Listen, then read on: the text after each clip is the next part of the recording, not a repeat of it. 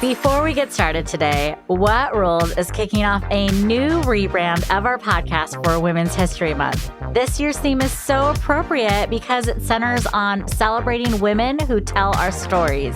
It recognizes women, past and present, who have been active in all forms of media and storytelling, including print, radio, TV, news, social media, and podcast. And in our new and improved show, we are expanding to include more women of color executives than ever before to make sure our stories are told.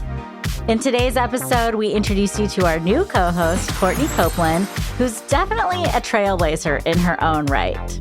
Happy Women's History Month, and we hope you enjoy our new logo, new co-host, and new guest in 2023.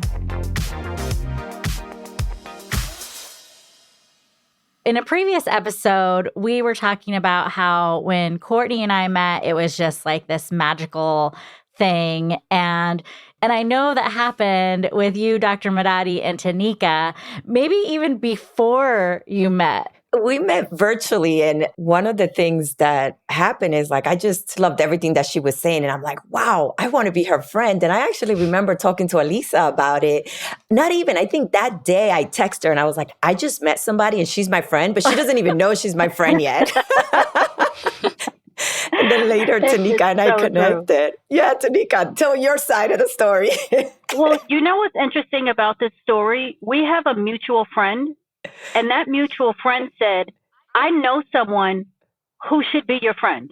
And when I met Madadi, immediately the vibe was right. You know when you feel it, and you have to really trust that feeling. But yes, Madadi is my friend, and she was my friend before we knew each other. Yes, absolutely. Look at my smile if you can see me. I love that. Today's theme is Know What You Want. And I think it's so relevant for friendship because as you get older, you start to realize not only what you want, but what you need in a friend and what's important. And you almost, I don't want to commoditize people, but you kind of have your checklist, right? I mean, we all know just by the little that we know, we're going to get to know Tanika more, obviously, in this episode, but she's super cool. So, I mean, that's one of my requirements. That I think you guys are all cool. So, check, right? What are the other things, Madadi, I'm curious for you, what are the things that you know you want in a friend? What's important to you? One, somebody I could trust, and two, somebody that I could learn from. And to me, in the little time that I spent with her, I was learning so many things. I'm like, I want to be her friend, not just because she's cool, because she is. And if you follow her on Instagram, you see how cool she is, but because she's so smart that I could learn from her every single conversation that I have, or just to even listen to her speak. So to me, that was important, knowing that I can trust her and that I can learn from her, and also that she can relate to me. Honestly, to me, that was important. And here's the thing. As cool as I am, I can be quirky. Maybe sometimes I can be annoying. And if my daughter were here, she would tell you all of the other things that probably aren't the best about me because she's my truth teller, right? And I appreciate that. But you know what? I can show up as all of those things, and I'm loved just as much. I'm loved when I'm cool, and I'm loved when I'm not. And when you have a friend who can appreciate everything that you bring to the table, that's one that you hold on to.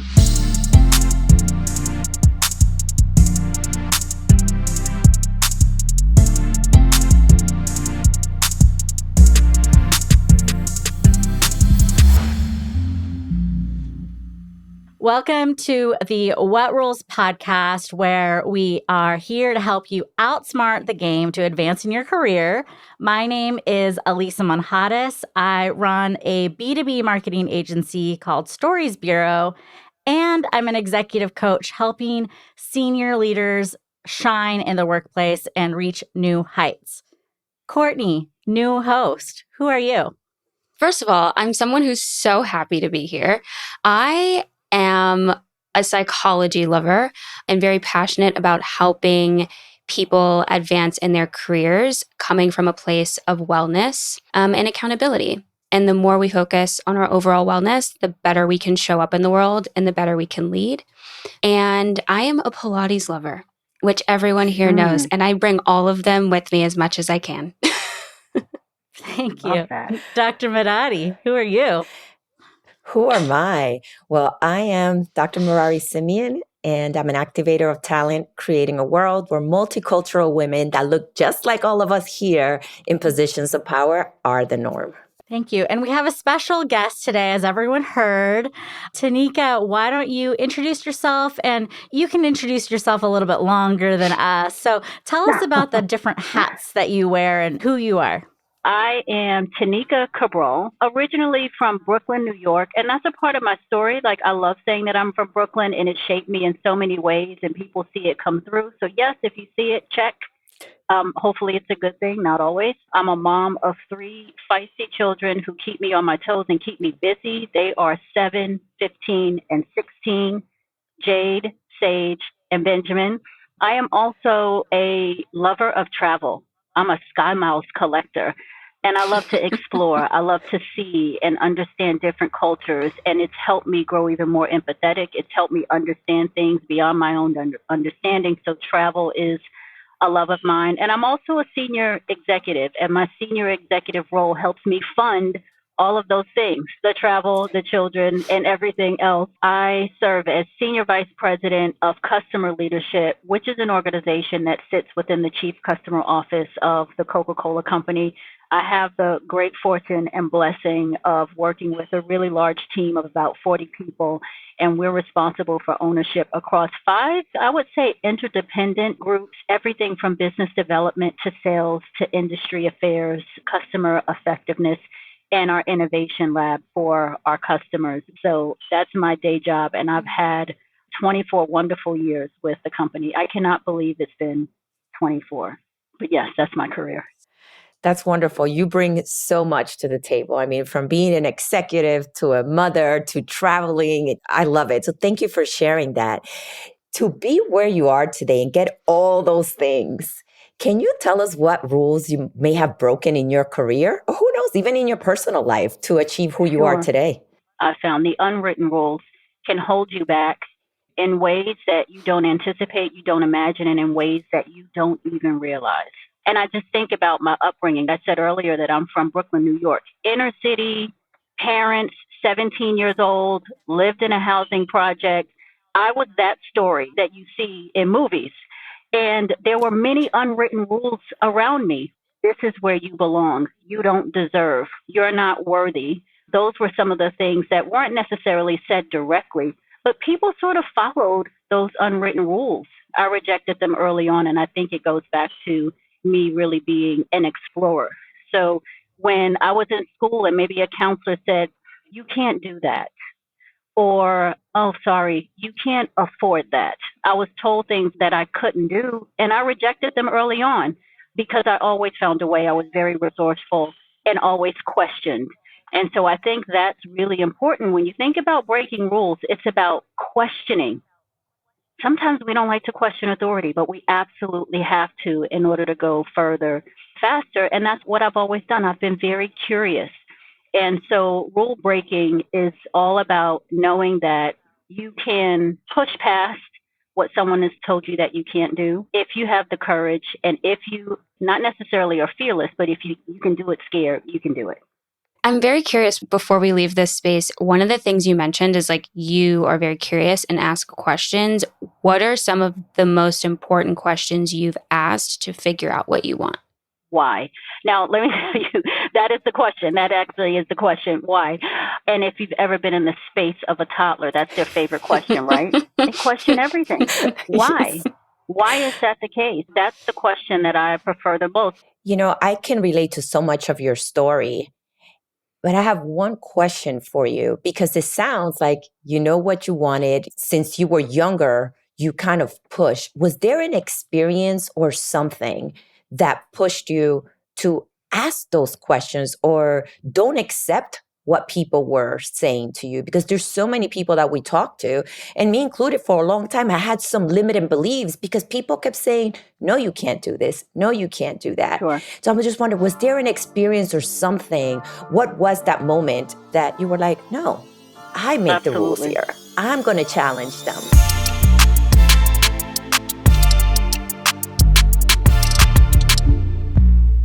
there is something that happened very early in my life, and it shaped the way I approach naysayers or people telling me what I can and can't be. And this is a story that involves my mother.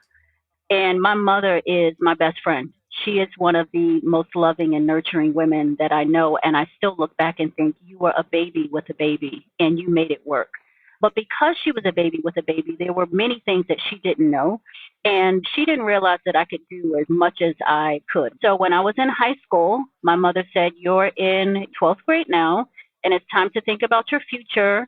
There is an exam coming up for the New York City Transit Authority, and the token booth clerk job pays great money. There is an amazing pension, and this is a great job for you. And so you're going to take the exam. And I took the exam and I aced the exam, and my mother was so excited. And she said, this is going to be a great career for you. They're going to call you back quickly because you have such a high score. And I said, Mom, I'm not going to become a token booth clerk. Not because it isn't a great job, but I just knew that there was more for me. And I said, I don't want to do that. And she said, why would you give up a good paying job? And I said, because I'm going to college. And she said, oh, okay. How is that going to work? And who's going to pay for it? And I said, I have no idea, because I was the first in my family, right, to go to college and graduate college. And so not a rule per se, but maybe an invisible fence, maybe something unwritten that said, this is what my child should be doing. And so I said, Mom, I really don't know how it'll work, but I did already apply and I was accepted and I got a little bit of a scholarship. So I have to close the gap on the rest of the tuition. So if you could just get me there, I'll figure it out when I get there. And that's exactly what happened. And I graduated and went on to have a great career. And that right there was one of the first indicators that if you question even something that appears to be the right thing, it gives you courage and motivation and drive to do it again and again and again. And that was one of my first, but obviously not the last. And as soon as that worked out for me, I just kept on. Like, let's keep doing this. It's working. I Awesome. love how you just push through. And I think when some of those rules are these unspoken rules that your parents or relatives have put on you, I like the term invisible fence. Obviously, your mom had a solution. She had a solution to get you to the end of the line in the best way she knew possible. And I'm curious for you, Courtney, has there been anything that your family members or parents have put on you? Is there a part of Tanika's story that makes you think about yourself? Yeah, like the whole thing. I think specifically, as soon as you said it's a story about my mom, that's really like the root of it for me. My relationship with my mom has definitely shaped my question asking. And, I think there was a point in the relationship as a kid. I was that toddler that said, why, 5 hours straight in a car ride. She was like, why do you have so many questions? I know kids have so many questions, but you specifically have so many questions. And honestly, from that point forward, even going into my college experience and how you were saying you were trying to close this gap in your tuition, my why as an adult became a how. I was like, how am I going to close a similar gap? And when you started sharing that, I was like, I so relate. Because my question was always like, it's not if it's going to happen. I was like, this is happening and it's not an option. How is it going to happen? And sometimes my parents would You look know at me what? like, wow, Man, why? so we are born curious, but at some point, maybe it's filtered out. I mean, think about that, even with my own kids, or maybe you've experienced that when you get the why, and the how. Sometimes it's like, shh, not right now. Why do you ask so many questions, but not in an encouraging way? Courtney, it sounds like your mom encouraged it, but sometimes it's, gosh, why do you have to always ask these questions? And then you think, maybe I shouldn't be showing up with all of this curiosity. And then you get to the table and you're quiet. I say this often about women. We aren't born meek. We aren't born without a voice. We lose it over time. And then that's when we need a workshop from Dr. Marati around how to get your voice back, right? Because we've lost it at some point, but it was there all along. And so what we have to remember is that it's in us. It's already in us. And maybe over time it's been filtered out or beat out of us, but we can get it back. I'm curious, how do you teach your kids to ask questions that got you where you are today? Because it doesn't come naturally for everybody. You know what I mean? Yeah. Sometimes those questions of why can feel really intimidating. So for kids, for any woman listening or anyone listening, what would you say to them? I have to be intentional about it because I have a 7-year-old who is super curious. And as you can imagine, right, we are all bosses on this call. So imagine having a long day, you've given your all at work, you pick up your kid, and your kid is firing off questions. And it's like, my Jade, it's question after question. And sometimes the questions are like, where did that come from? Where did she even get that question? And so one of the things that I do to encourage it is allow it. So I don't ask her to not ask me questions. I don't say, shh, not right now. If I am tired, and there are times when I'm thinking, I don't have the energy for this question, I will ask her, what is it that you think? Or, man, that's such a good question. What answer would you give if someone asked that? So one of the first things I do is allow them to ask. What I really gathered from what you were saying is that knowing what you want comes with holding space. Like if someone holds space for you and you hold space for others, naturally we will figure out what we want. And I think it's really powerful that like your kids are figuring out what they want and who they are because you're creating that space. Yes, it's important for us to do that. It opens the doors for your children to learn empathy, to understand influence, to think about negotiation. All of those things are going to build up in their career. What happens in the workplace? Because we know it does. We want to encourage people to use their voice and be curious and talk about what they want and share what they want. It's so important. But what would you say, Tanika, to those people who feel like they've just been squashed over and over and over again? What I say is control what you can control. You cannot control the behavior of someone else, but you can control how you show up. So when you are squashed, when you are pushed down, when it feels like your opinions don't matter, when it feels like, I just said that, no one acknowledged it, he just said it, and it's a great idea. Like, how did that happen? Some will say, well, you know what? I probably shouldn't share my idea. They don't appreciate it anyway. No, it's the exact opposite. You keep sharing your ideas. You keep doing it. You show up as strong as you did the day before, because I've been in those situations where you show up and you share a great idea and it's not acknowledged, but maybe acknowledged when someone else says it, right? You cannot allow those situations to define who you are. So you show up just as strong. And I do that, right? And I repeat myself. How many times do they say you have to say something before someone hears it, especially in training? I don't know, 8 times or something like that. I 7 don't mind times. repeating myself over and over. So I would say to that person, don't allow it to discourage you. Don't allow it to change you. Show up with the same behaviors. Maybe you change your positioning a bit. And I found that when things aren't resonating, maybe I need to change how I'm showing up. Maybe I need to change how I share it. Maybe I need to change who I share it with. But the bottom line is you are still showing up. Don't allow that discouragement to take away your seat at the table. Your motto is to learn, lead, leave. And yes, that could open the door for so many rules. Can you tell us a little bit more about that and what that means to you or how you go about it? I sure can. Dr. Marati, I shared this recently at a fireside chat. And when I explained it, someone said, that's not 3 L's, it's 4. And so it will probably changed since I last spoke with you. So I'm going to share what the 4th L is. Oftentimes we find ourselves in situations, and every day we're just getting the job done. We're getting it done. We're doing a good enough job. But I say that as you're getting that job done, you need to be intentional about what you're doing and the impact you should have at different phases in that job. So when I show up to a new role, I spend the first few months just learning and soaking it up. and understanding every aspect of that job and understanding the different perspectives of the people around me. I call it the discovery period. I am a sponge. And then when I feel like I have learned to the point where now I can lead, and I'm starting to lead and I'm starting to create my impact, I'm starting to figure out how do I go beyond the role that I'm in to have a greater impact on maybe the team, maybe the organization, maybe the company. It's almost like a ripple effect.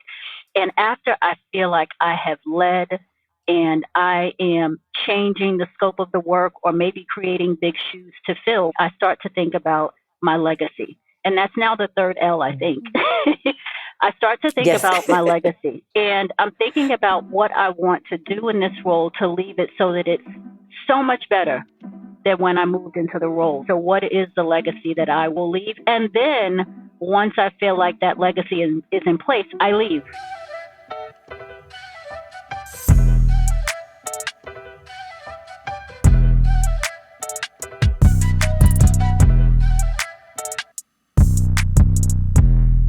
And I tell you, at one point in my career, I was president of our women's affinity group. And this was a 6,000 member organization across 70 countries. I was the global president of this organization. And I was the first mid-level manager to hold that job. It was one of the best experiences I've had.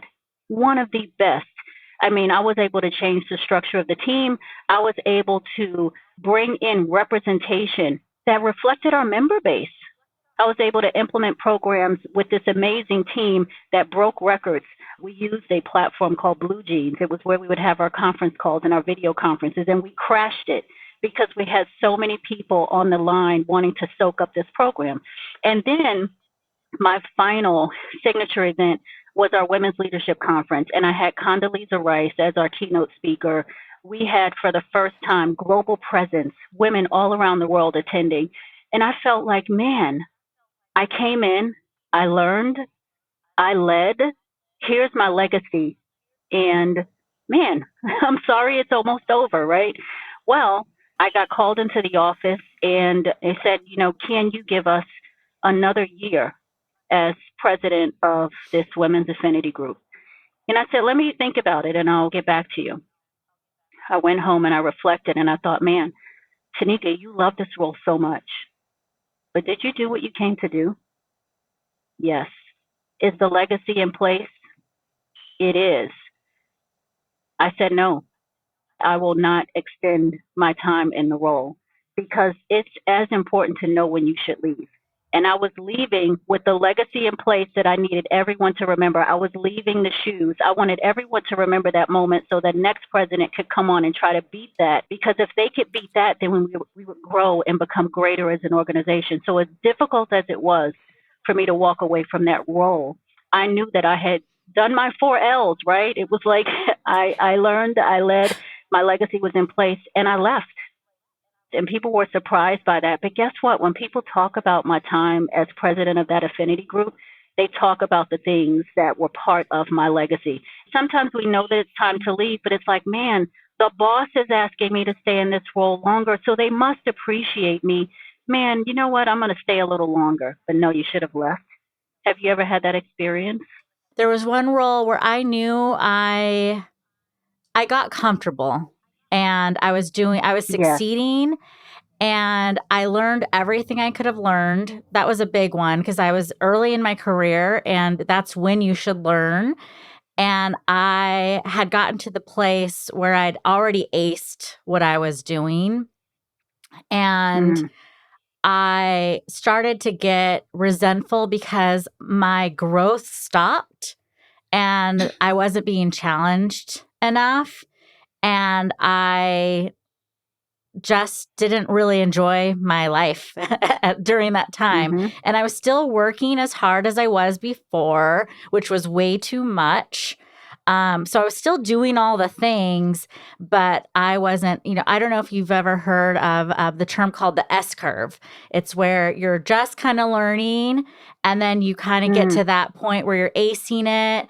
And then at the top, you're like at the top of your game. And when in your career, if you're at the top of your game, it's time to go. And sometimes when you're at the top, you're like, but it feels good here. But for me, it felt good only for so long.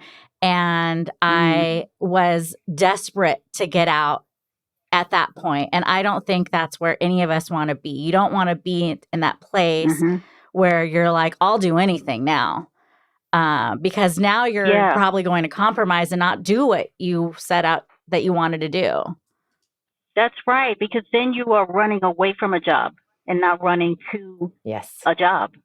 So part of knowing what you want is also knowing what you don't want. And when you get that tap on the shoulder from a leader who says, you would be really good in this position, would you consider it? And you know it doesn't align with your career plan. You know it's not something that you want to do, but it's like, man, but this leader's asking me. I feel so appreciated. Say no. Right? Say no. Also, know when it's time to go. Don't stay too long. Don't stay too long. You know, I love that conversation. I actually felt like when in my executive coaching journey, I took a lot of breaks and went into marketing and did some other things. I knew it was time to focus on my coaching and coaching women. But there was this other piece. I was with a coach who said, what do you think God is telling you? And I was like, oh, I've never had a coach ask me, like, what is God speaking? And it was like, I need to be doing this. Like, I need to step into the position that he's called me to be and impact these women. And that was a really powerful moment. But on the other side of it, I looked at the 10 years before that I had kind of wasted my time and not really stepped into my calling. And so there was a little bit of like, it was fine, right? Everything turned out great. Like, it was okay.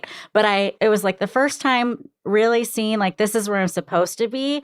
And then also recognizing I wasn't where I was supposed to be because I was comfortable and succeeding in other areas. Elisa, what you said reminded me of an experience I also had when I had like 3 or 4 promotions at a company in a year. And it was almost too quickly that I knew I was going to burn out. And I also knew it wasn't what I wanted. And a similar question that I asked myself, not just what is God telling you, but also asking myself, like, does every promotion actually come from God? And sometimes promotions can also be distractions and they aren't from God. And I think it's just such a real conversation that you just brought up. Like, what is he actually calling you to do? And what's just dangling over your head? And it might look and sound really, really, really good.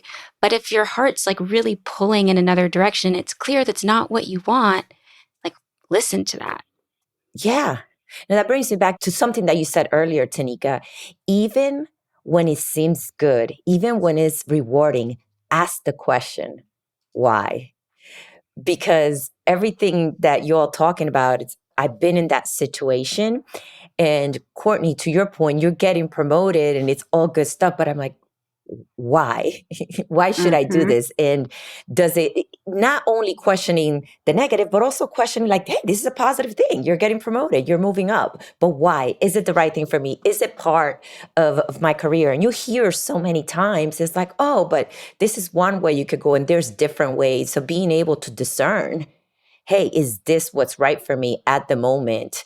And am I going to get burned out? All these other things and values that go with it. I just wanted to bring us back to that because I think that's so critical. Ask the questions, even when it is something that seems right. And careers really can take shape, and you can have a robust career, but it not be what you want. You know, it's sort of like you're on a raft and the waves are just taking you. You're making progress, there's movement, but what's the destination? You have no idea. There's no real navigation. And that's why you have to have a plan. And let me tell you, I'm not the best planner. I'm more of a fly by the seat of your pants kind of girl because I can be very whimsical and I'm very intuitive. So if it feels right, sometimes I'm like, I don't need the science. It just feels good. Not smart. Don't do that. Combine the art and the science, right? Don't be like Tanika. But you have to have a plan, and it starts with reflection. And for me, it always starts with, who am I? What am I good at? What am I passionate about? what motivates me, what drives me, and what does not. I will often ask people, what work do you not like doing every day? If you could scratch it off your job description, what is it? And it's the same in my personal life. What are the things that I don't like doing? I do not like cleaning my house from head to toe. I don't like washing baseboards, right? It's not something that I like to do. Can I do it? Yes. Would I prefer to outsource it? Yes. Do I have a mom that lives with me that scoffs and says, I cannot believe you're paying for that? Like, who are you? Yes, but that's okay, right? But seriously, knowing what you want is important. Knowing what you don't want is important. Knowing what you're not good at is important. How many times have you asked someone, what are the things you're not good at, and they can't articulate it or they're reluctant to? But I'm very clear on what those things are for me. And because I'm clear, when an opportunity presents itself, I can very easily reconcile and say, check, yes, or thank you, but no thanks. And we've got to be able to do that because every promotion, to your point, Courtney, isn't the one that we should be taking. Some will not take us further along on our journey in a way that provides us with the fulfillment that we all need. So you have to be very intentional about what you want to do. I've turned down things and people thought, she's crazy. I have accepted things and people thought, she's crazy. I've gone after jobs and people thought, why would you even take that job? Like, that is not a good move in your career. And it turned out to be a great move. And so you really have to trust what the Spirit is telling you. You have to trust your plan, and that will help you filter out all of the noise. Because listen, people don't have malicious intent, but they have opinions, right? And you've got to know what opinions to accept and which opinions to reject. That's what helps me get clear on what I want out of life, and particularly my career.